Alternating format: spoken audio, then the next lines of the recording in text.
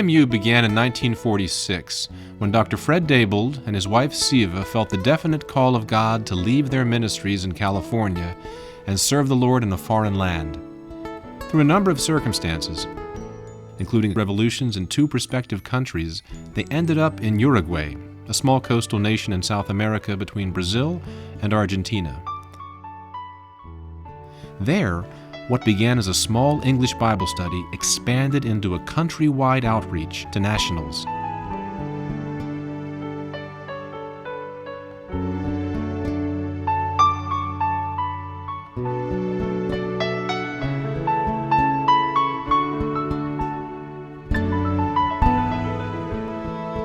Within a year, even before an official church was started, Dr. Daybold began a Bible training center, Uruguay's first conservative Bible school. The newly discipled graduates carried the gospel throughout their country, using door-to-door visitation, neighborhood Bible clubs, open-air preaching, literature distribution, a Bible correspondence course, and evangelistic campaigns. Churches sprang into existence, from the capital in the south to the Brazilian border in the north. Meanwhile, the Bible Institute continued to equip nationals for the ministry.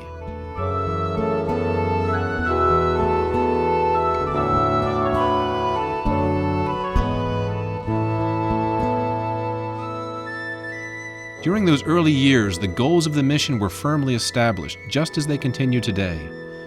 The purpose of EMU is threefold: evangelizing the lost, establishing indigenous churches, and equipping the nationals to reach their own people. Today, under EMU, Uruguayans carry out all facets of the ministry in Uruguay, including the day-to-day administration of the work, running Camp Emmanuel in the south, and Camp Bethel in the interior.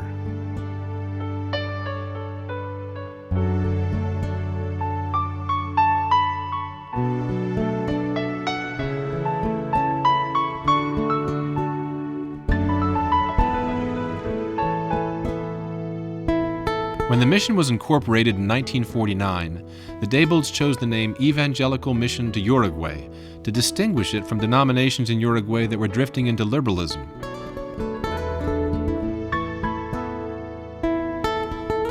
And then one day when I was working, Donna Daybold came over from the information desk, and she had grown up down in Uruguay, and her dad had founded the work, the Evangelical Mission to Uruguay.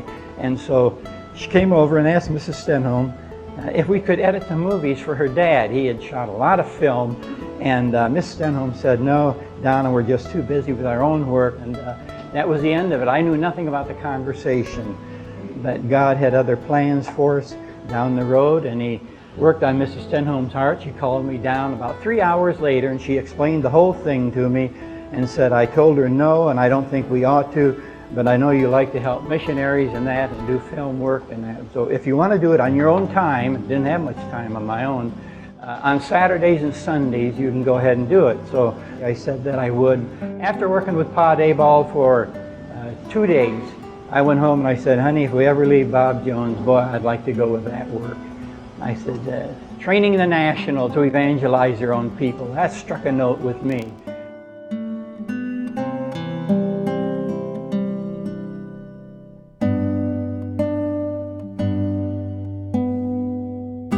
For the next 38 years, the mission was confined to Uruguay alone.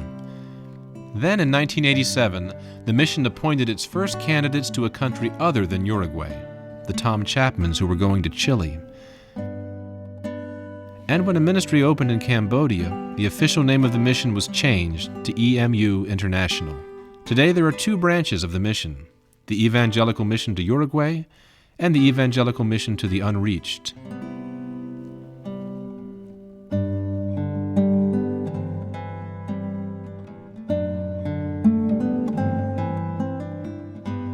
Diversity still characterizes EMU International's worldwide outreach. In addition to planting churches, missionaries also focus on linguistics, translation, evangelism, and Bible school development and training.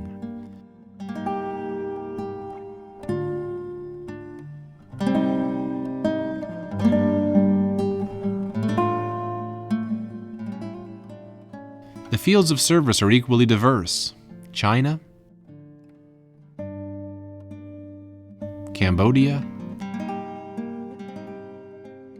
Croatia, France,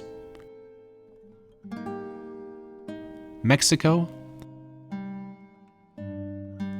Peru,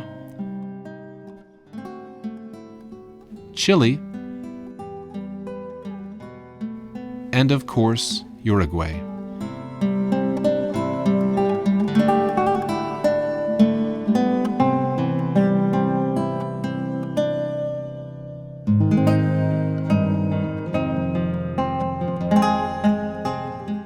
EMU International is also open to adding new fields of service as the Lord leads. A board of directors in the USA oversees the operation of EMU International. 3 members are pastors: Dave Urich, pastor emeritus of Hampton Park Baptist Church in Greenville, South Carolina; Ray Hansel, pastor of Emmanuel Baptist Church in Antryville, South Carolina; and Brad Lepiska, pastor of Engleside Baptist Church in Alexandria, Virginia. A CPA, public relations consultant, and 3 EMU missionaries also serve on the board.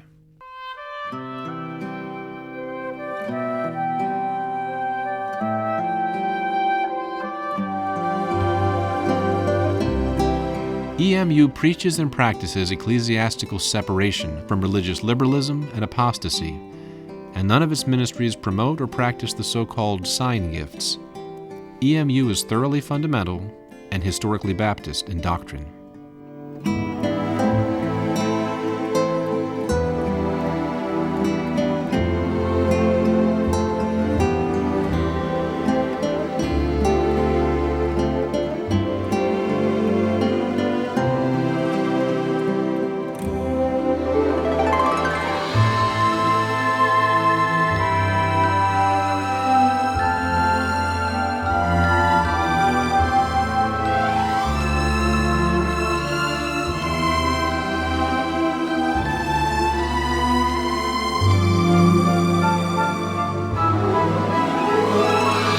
A representative of EMU International is available to present a full overview of the mission at your church.